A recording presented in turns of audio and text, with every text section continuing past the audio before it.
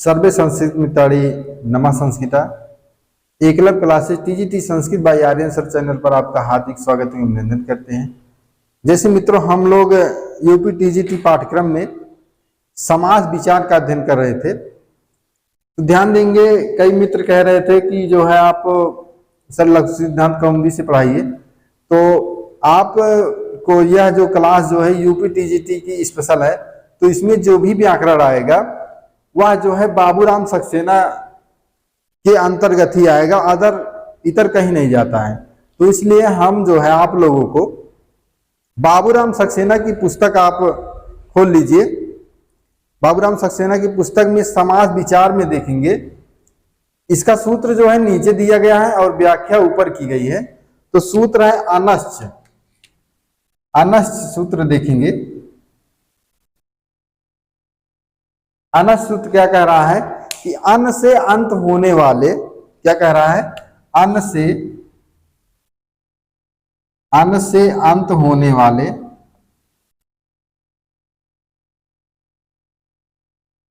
अन्न से अंत होने वाले संज्ञाओं के समासान, संज्ञाओं के बुक लेकर पढ़ेंगे तो ज्यादा सही रहेगा, नहीं तो इधर तो पढ़ा ही रहे हैं। अन्न से अंत होने वाले संज्ञाओं के समासान अर्थात समास के अंत में, अर्थात क्या है, समास के अंत में, समास के अंत में क्या कर रहा है, टच प्रत्यय जुड़ने से, टच प्रत्यय जुड़ने से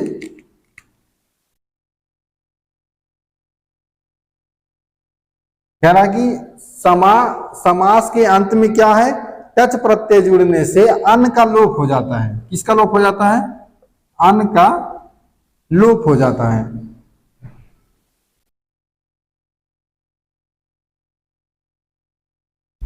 कह रहा है कि समासान जो है अन्न का लोप हो जाता है, वही कह रहे हैं। और टच प्रत्यय जो है का केवल आ वर्ड ही रहता है। टच प्रत्यय का केवल आ वर्ड ही रहता है। कौन सा वर्ड रहता है? केवल आ वर्ड ही रहता है।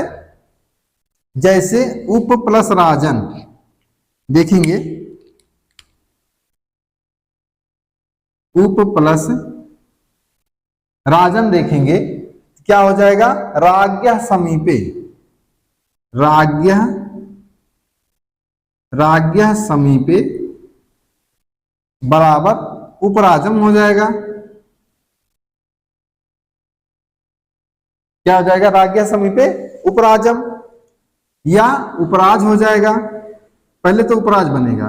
टच का जब हम करेंगे, प्लस जो है जब इसमें टच लगाएंगे, हम प्लस जो टच लगाएंगे तो बनेगा उपराज। और यह जब टच नहीं लगाएंगे तो क्या बनेगा? उपराजम। तो वही कह रहे हैं कि अगर उप प्लस राजन आ जाएगा तो किस अर्थ में आएगा? समीप अर्थ में। किस अर्थ में आएगा? अगर आप पूछेगा कि यह जो है उपराजम, उपराज या उपराजन किस अर्थ में बना है, तो किस में बना है आप डालेंगे? समीप अर्थ में। इसमें समीप अर्थ में हुआ है। उसी प्रकार से देखेंगे उप प्लस सीमन, उप प्लस सीमन बराबर क्या हो जाएगा? यहां भी हो जाएगा सीमना समीपे, सीमना समीपे प्लस टच प्रत्यय जब लगाएंगे, टच प्रत्यय लगाएंगे तो क्या बन जाएगा? उपसीम, उपसीम बन जाएगा। या जब टच प्रत्यय नहीं लगाएंगे तब बन जाएगा उपसीमन बन जाएगा। तो वही कह रहे हैं। और देखेंगे टच प्रत्यय लगता कहां कहां पर है, एक हेडिंग यहां डाल लेंगे, टच प्रत्यय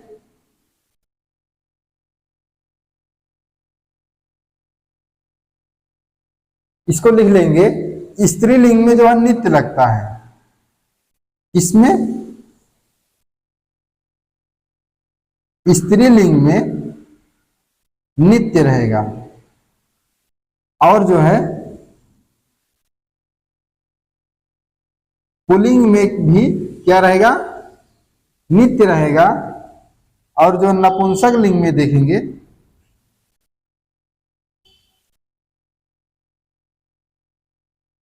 विकल्प से रहेगा।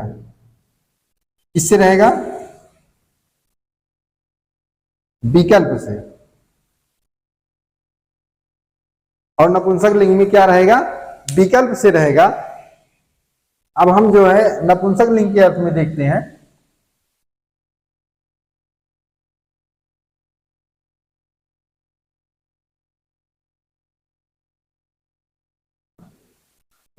यहां पर लिखेंगे नपुंसक लिंग,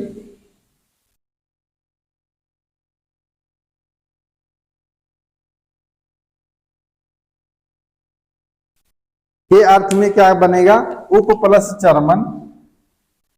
क्या बनेगा, उप प्लस चर्मन बराबर चर्मणः समीपे। चर्मणः समीपे क्या बन गया, जब हम टच प्रत्यय लगाएंगे तो उपचर्म बनेगा, प्लस टच प्रत्यय लगाने पर उपचर्म बनेगा, और नहीं तो बनेगा उपचर्मम।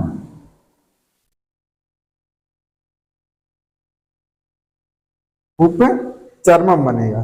उसी प्रकार से देखेंगे हम तो यही कह रहा है कि नपुंसक लिंग में उप प्लस चर्मन, चर्मणः समीपे टच प्रत्यय लगाने पर एक बार हम उपचर्म बना लेंगे, फिर उसके बाद जो बनाएंगे हम उपचर्मम बनाएंगे। दूसरा सूत्र देखेंगे नस् तद्धिते, उसी के बाद देखेंगे अनस् के बाद जो है सूत्र है नस् तद्धिते।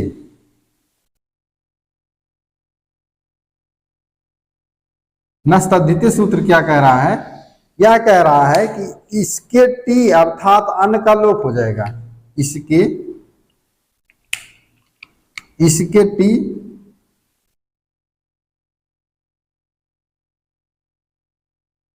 अर्थात अन्न का लोप हो जाएगा। इसके टी अर्थात अन्न का लोप हो जाएगा, और टच का आ और टच का कह रहा कि आ आगे जुड़ जाता है, टच का जो आ है वो आगे जुड़ जाता है।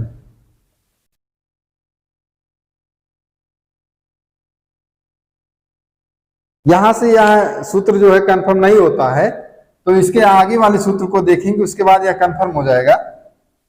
इसके आगे जो है नपुंसका दंड तरस्याम देखेंगे, इसके आगे वाला सूत्र देखेंगे नपुंसका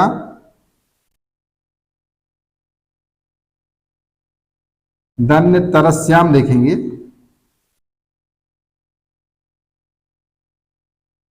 नपुंसका दंड तरस्याम क्या कहता है कि अनंत नपुंसक लिंग शब्द, किताब से देखे चलेंगे, अनंत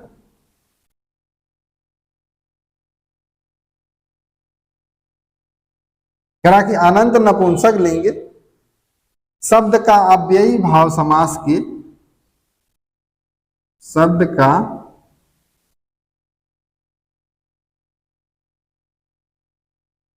अव्ययी भाव समास के, कह रहा कि अंत में आवे तो, समास के अंत में आवे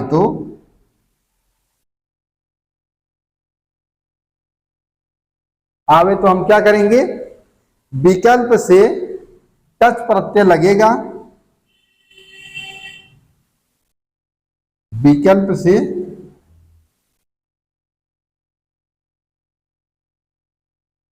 से टच प्रत्यय लगेगा, और टच लगाने से नस् तद्धिते से, अब यही सूत्र आ जा रहा है, और टच लगाने से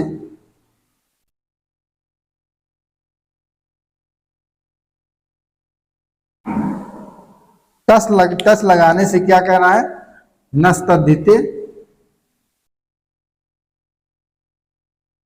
नस्तद्धिते से अन्न का लोप हो जाता है, से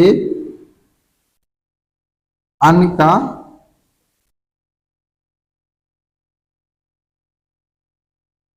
कह रहा कि नस्तद्धिते से अन्न का लोप हो जाता है और अन्न का फिर टच का आ, फिर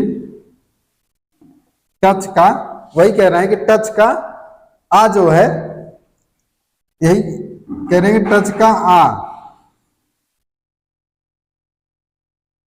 जुड़ने पर, यहां पर क्या है कि कह रहा है कि अन्न का लोप हो जाता है नस्तद्धिके में और टच का आ जुड़ जाता है, तो वही कह रहा है नस्तद्धिके से अन्न का लोप हो जाता है, फिर टच का आ जुड़ने पर नपुंसक लिंग में उपचर्मम बनता है, पर नपुंसक लिंग में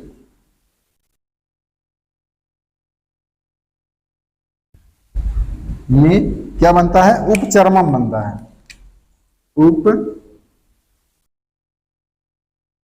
उपचर्मम बनता है, उपचर्मम बनता है। फिर कह रहा है कि टच ना लगने पर, इसी में देख लेंगे, कह रहा है कि टच ना लगने पर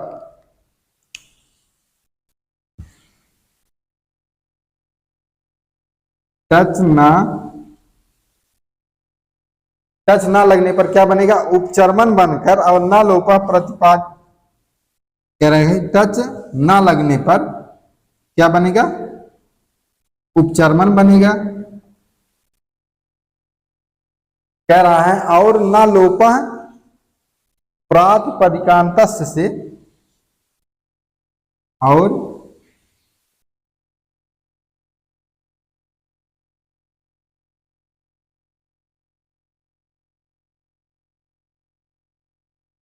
कह रहा कि ना लोपा प्रातिपदिकांतस्य से क्या बनेगा, ना का लोप होकर उपचर्म बनेगा, ना का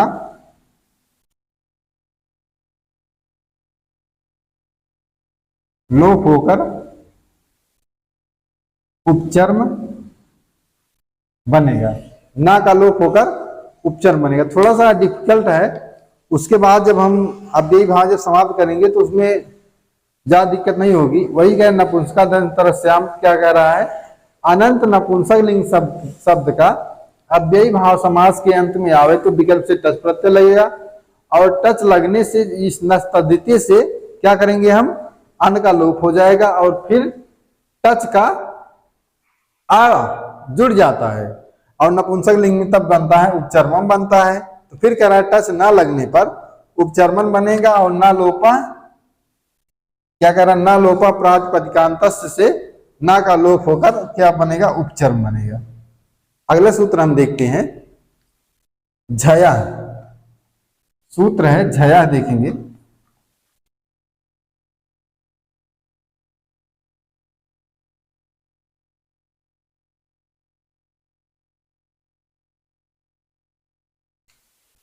झया क्या कर रहा है देखेंगे,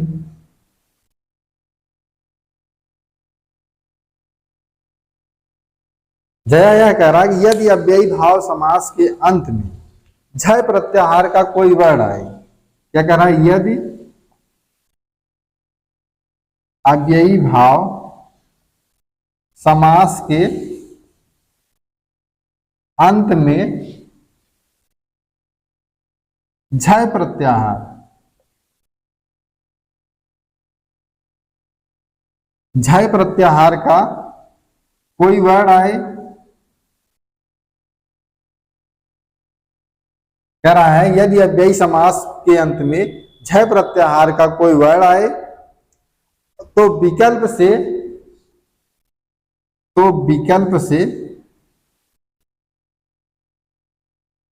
क्या करेंगे, हम टच प्रत्यय जोड़ देंगे। विकल्प से हम क्या करेंगे, टच प्रत्यय जोड़ देंगे।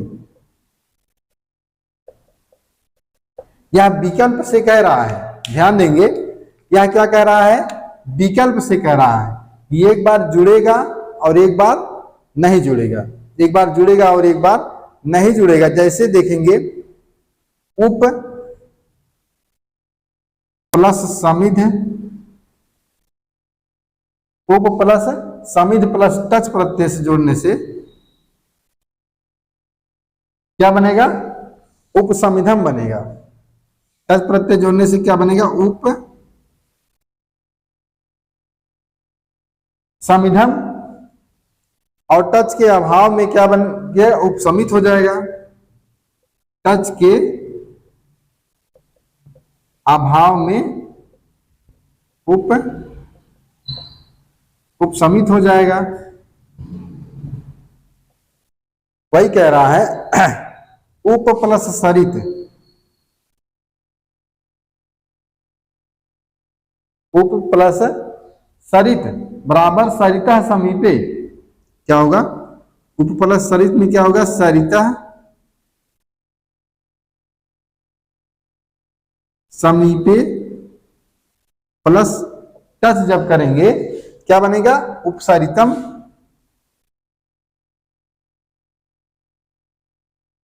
और टच के अभाव में जब बनेंगे क्या बनेगा? उपसरित बन जाएगा।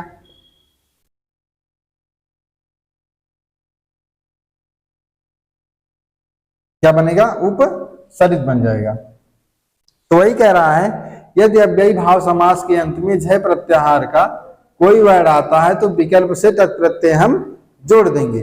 तो अब उसके बाद अगला सूत्र आता है अव्ययी भावे। अगला सूत्र देखेंगे अव्ययी भावे शरत प्रवृत्तिभ्य। क्या है? अव्ययी भावे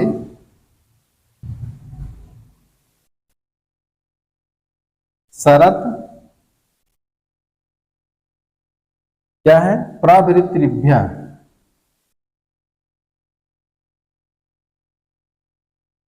किताब को देखते चलेंगे। क्या क्या कह रहा है कि अव्ययी भाव समास के अंत में यदि अव्ययी भाव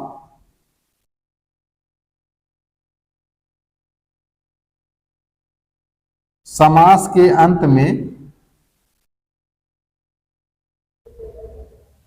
क्या कह रहा है कि यदि अव्ययी भाव समास के अंत में क्या होगा? शरद इत्यादि शब्द, शरद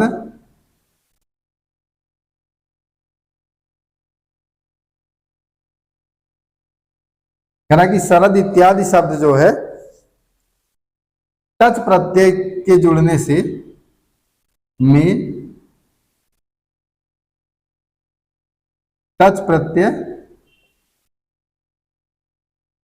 कह रहा है कि शरद इत्यादि शब्द में टच प्रत्यय जुड़ने से अवश्य अकारांत हो जाता है। क्या कर रहा है? अवश्य ही अकारांत हो जाता है। या क्या कह रहा है कि यदि अव्ययी समास के अंत में शरद इत्यादि शब्द का में टच प्रत्यय जोड़ने से अवश्य ही अकारांत हो जाता है। जैसे देखेंगे बनता है उपसदम। क्या बनेगा? उपसदम बनता है। उसी प्रकार से बनेगा आदिमानसम बनेगा।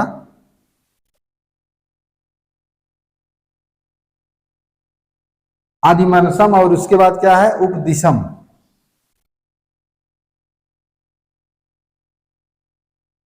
वही कह रहे हैं कि शरद इत्यादि शब्द में टच प्रत्यय जोड़ने से अवश्य ही आकारांत में आकारांत हो जाता है। जैसे उपसदम हो गया, आदिमनसम हो गया और उपदिशम हो गया। इसके बाद जो सूत्र आता है, इसके बाद देखेंगे नदी पौड़ मास्य सूत्र है। नदी क्या है? नदी पौड़ मास्या ग्रहाय ऋभ्य। ग्रहाय ऋभ्य। यह सूत्र क्या कहता है कि नदी पौर्णमासी तथा कह रहा है कि नदी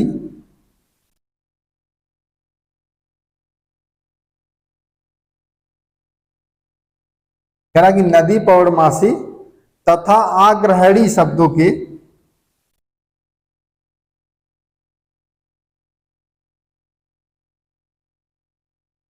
कह रहा कि नदी पौर्णमासी तथा आग्रहणी शब्दों के अंत में आने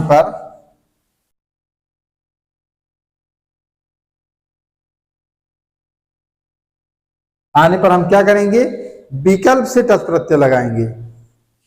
विकल्प से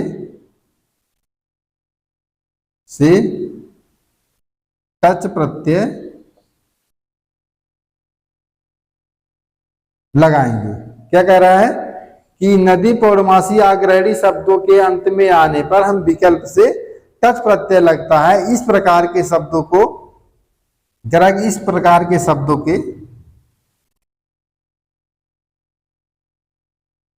इस के शब्दों में दो, कह रहा कि दो समास, शब्दों में क्या है, समास बनने पर दो रूप सिद्ध होते हैं। शब्दों में समास बनने पर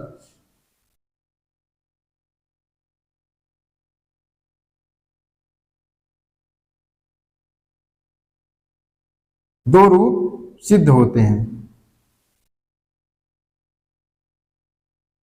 कितने रूप सिद्ध होते हैं, दो रूप सिद्ध होते हैं। जैसे उप प्लस नदी,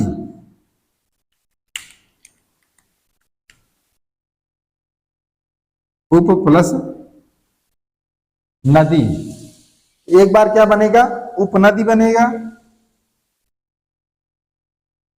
और एक बार बनेगा उपनदम। उपधन आग्रहायणी, क्या है, उप धन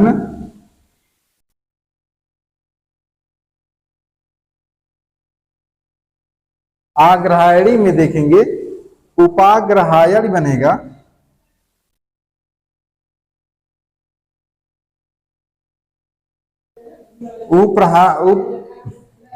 उपाग्र हायड़ बनेगा या उपाग्र हायड़म बनेगा।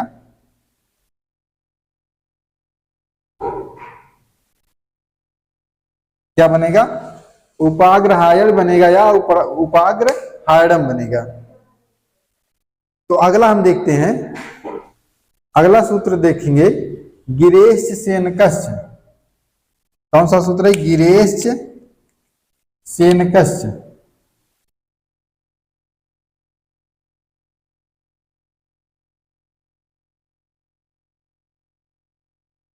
क्या है, गिरेश सेनकश्च से कह रहा है कि गिर शब्द के भी, गिरि शब्द के भी अव्ययी भाव के अंत में आने पर,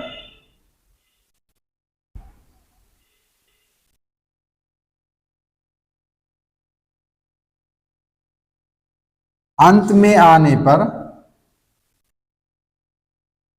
पर क्या हो जाएगा, विकल्प से टच प्रत्यय लगता है।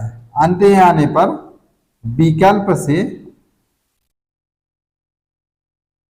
टच प्रत्यय लगता है। विकल्प से टच प्रत्यय लगता है, जैसे उप plus Giri,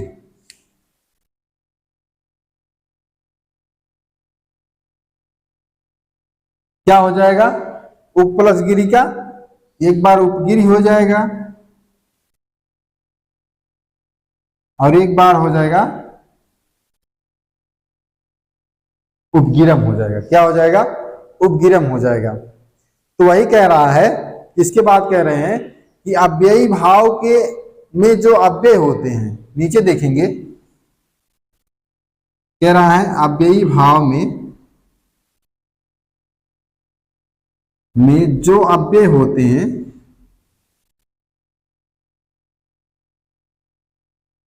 point two point लिखाते चल रहे हैं उसमें किताब से। अव्ययी भाव में क्या है, जो अव्यय होते हैं उनके प्रायः ये अर्थ होते हैं, उनके प्रायः ये अर्थ होते हैं। अब क्या क्या अर्थ बता रहे हैं, जैसे कह रहे हैं विभक्ति का अर्थ। पहला देखेंगे,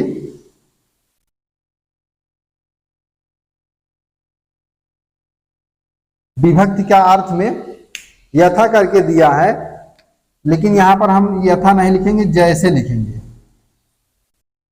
कुछ लोग जो है यथा को भी अब यही मान लेते हैं, तो हम लिखेंगे जैसे। जैसे क्या है, आदि प्लस हारी, आदि प्लस हारी, आदि प्लस हारी बराबर क्या हो जाएगा, हरव इति। हरव इति बराबर क्या हो गया, आधिहरि हो गया। हरव इति आधिहरि किसके विषय में कहा गया है, हरि के विषय में।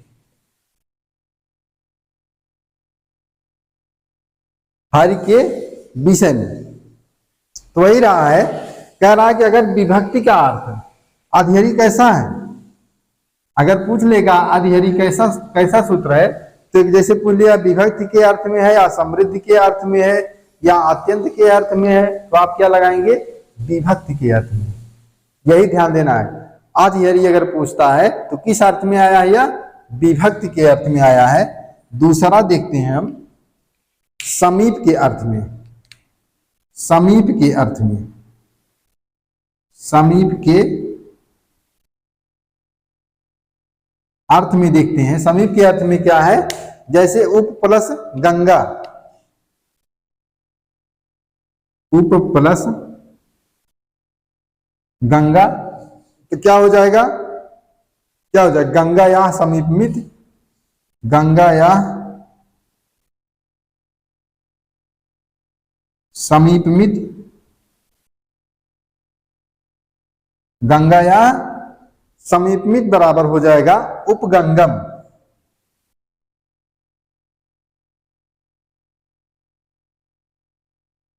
उपगंगम हो जाएगा।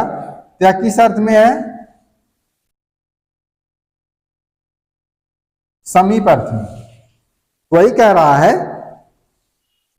कि उपगंगम, गंगा या समीपम, समीप मित्र के समीप के अर्थ में अगर पूछ लेगा कि उपगंगम किसके अर्थ में आया है, तो आप लोग क्या बताएंगे, समीप के अर्थ में। उपगंगम जैसे समीप के अर्थ में। इसी प्रकार से देखेंगे, अगला देखेंगे क्या है, समृद्धि का अर्थ। सब बहुत ही समझ लीजिए इंपॉर्टेंट है। समृद्धि के अर्थ में,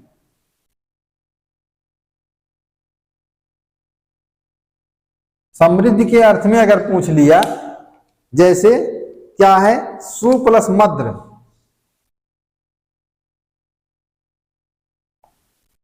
सु प्लस मद्र क्या हो जाएगा, मद्राणाम समृद्धि। क्या हो जाएगा, मद्राणाम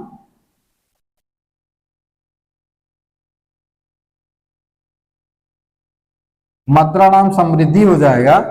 फिर क्या बनेगा, मद्राणाम समृद्धि, समृद्धि अर्थ में हो गया, बराबर सुमद्रम, मद्राणाम समृद्धि बराबर सुमद्रम हो गया। या क्या कह रहा है, मद्र देश की समृद्धि, अर्थ हो जाएगा इसके, मद्र देश की समृद्धि। तो किस अर्थ में पूछा है, यही देखेंगे। सुमद्रम अगर पूछा तो किस अर्थ में पूछा है, समृद्धि अर्थ में। यही ध्यान देंगे, अगर सुमद्रम पूछ रहा है तो हम किस में लगाएंगे, समृद्धि अर्थ में। सुमद्रम समृद्धि अर्थ में। अब इसके बाद जो है व्यर्थ, व्यर्थ क्या मतलब होता है, नाश। देखेंगे क्या है व्यर्थ,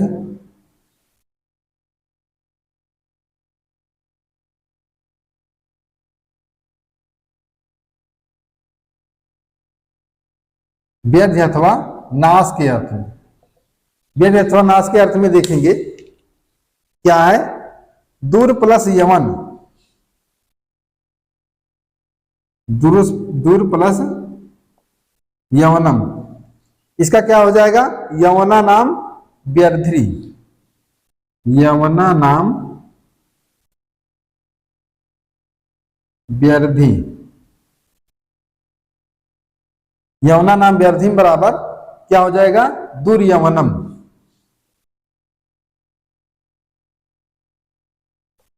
दुर्यवनम, दुर्यवनम।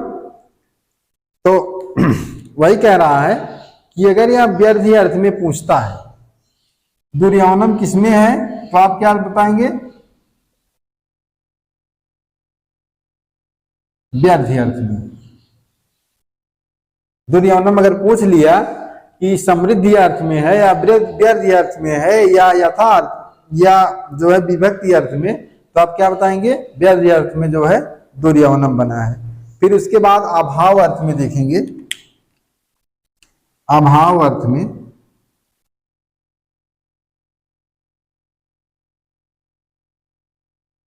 अभाव अर्थ में क्या है? किताब से देखेंगे, निर्मस्कम, निर प्लस क्या हो जाएगा?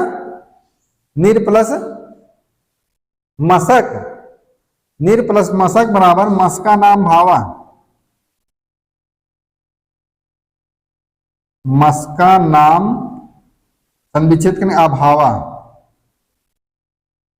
मस्का नाम अभावा या मस्का नाम भावा हो जाएगा।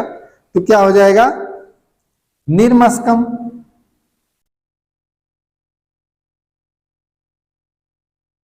मच्छरों से मुक्ति।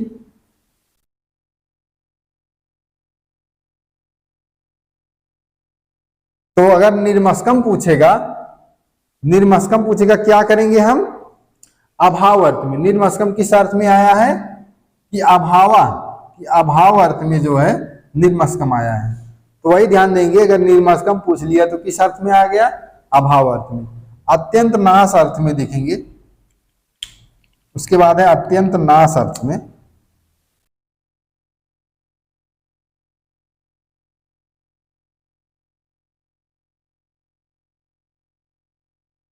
अत्यंत नाश अर्थ में क्या है? आति प्लस हिम,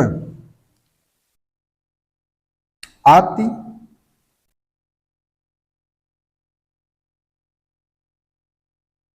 क्या हो जाएगा? आति प्लस हिम क्या हो जाएगा? हिमत्स्या त्या क्या हो जाएगा?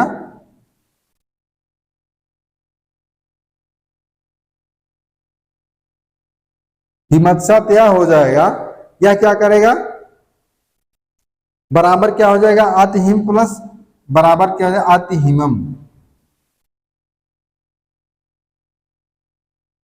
आतिहिमम हो गया। हिमत्स्या, हिमत्स्या त्या बराबर आतिहिमम हो गया।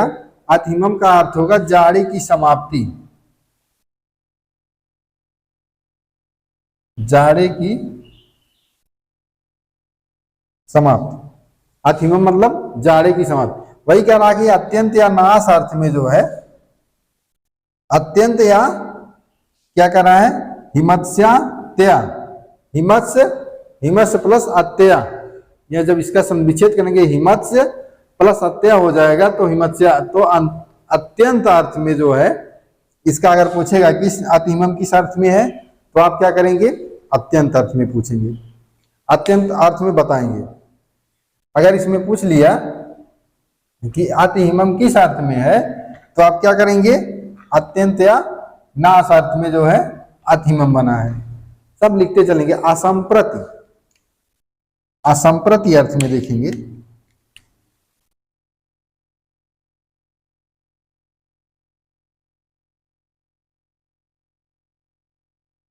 असंप्रति अर्थ में देखेंगे।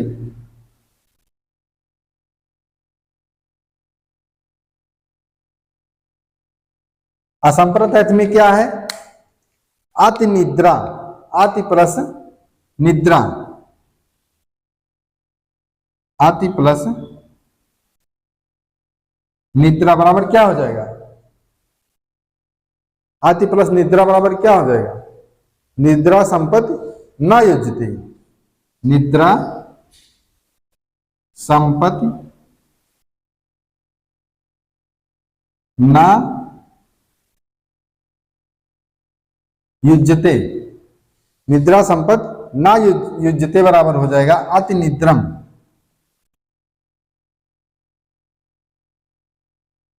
अति निद्रम बराबर निद्रा के अनुपयुक्त काल में क्या हो जाएगा, निद्रा के अनुपयुक्त काल में। तो वही कह रहा है कि असंप्रति अर्थ में कि निद्रा संपत्ति ना युज्यते, निद्रा संपत्ति ना युज्यते अति निद्रम। अति निद्रम अगर पूछ लेगा तो किस अर्थ में पूछेगा, असंप्रति अर्थ में पूछेगा। तो इसको यही ध्यान में रखना है कि यह किस अर्थ में पूछ रहा है। अति निद्रम अगर पूरा नहीं, पूरा आप रिवीजन करेंगे तो अति निद्रम के आगे लिख लेंगे असंप्रति अर्थ में। असंप्रति अर्थ में अति निद्रम हो जाएगा। जैसे अतिमम हो जाएगा, अतिमम के आगे लिख लेंगे अत्यंत नाश अर्थ में अति हिमम हो जाएगा। अब उसके बाद देखेंगे शब्द प्रादुर्भाव के अर्थ में क्या हो जाएगा, शब्द प्रादुर्भाव के अर्थ में।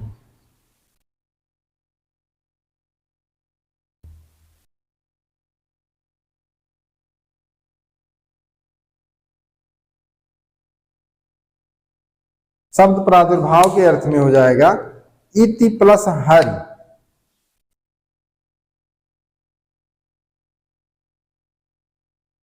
हरि, इति प्लस हरि बराबर क्या हो जाएगा, हरि शब्द से प्रकाशा। क्या हो जाएगा, हरि शब्द से प्रकाशा।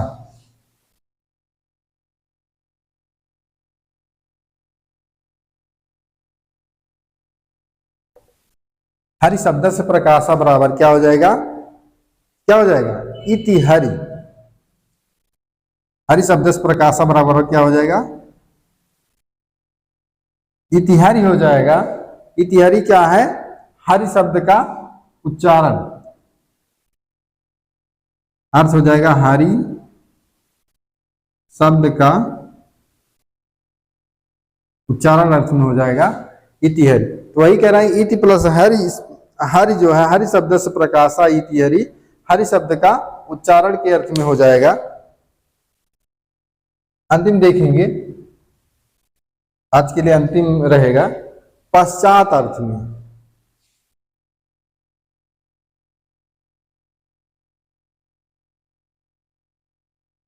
यह जो है टीजीटी के एग्जाम में कई बार पूछा गया है। पश्चात अर्थ में जैसे अनु प्लस विष्णु, क्या है, अनु प्लस विष्णु।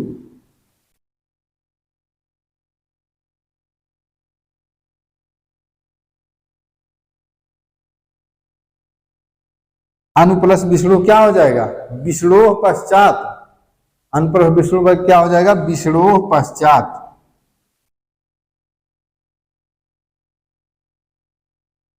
विष्णु पश्चात बराबर क्या हो जाएगा, अनु विष्णु।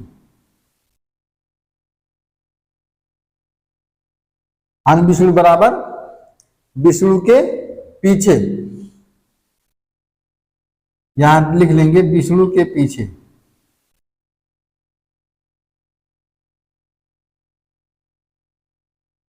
तो वही पूछेगा, अगर पश्चात अर्थ में पूछता है तो अनु विष्णु अगर पूछता है, यही पूछेगा अनु विष्णु किस अर्थ में है, पश्चात अर्थ में है या जो है विभक्ति अर्थ में या समीप अर्थ में, तो आप क्या मारेंगे, पश्चात अर्थ में। तो वही देखेंगे कि विभक्ति अर्थ में अगर पूछता है तो क्या हो जाएगा, अधिहरि। विभक्ति अर्थ में अधिहरि हो जाएगा, समीप अर्थ में उपगंगम हो जाएगा, और समृद्धि अर्थ में जो है क्या हो जाएगा, सुमद्रम हो जाएगा, और व्यर्थ और नाश अर्थ में क्या हो जाएगा, दुर्यवनम हो जाएगा। फिर उसके बाद जो है अभाव अर्थ में क्या हो जाएगा, निर्मस्कम हो जाएगा। अत्यंत नाश अर्थ में हो जाएगा अतिहिमम। फिर असंप्रत औचित्य अर्थ में क्या हो जाएगा, अतिनिद्रम हो जाएगा।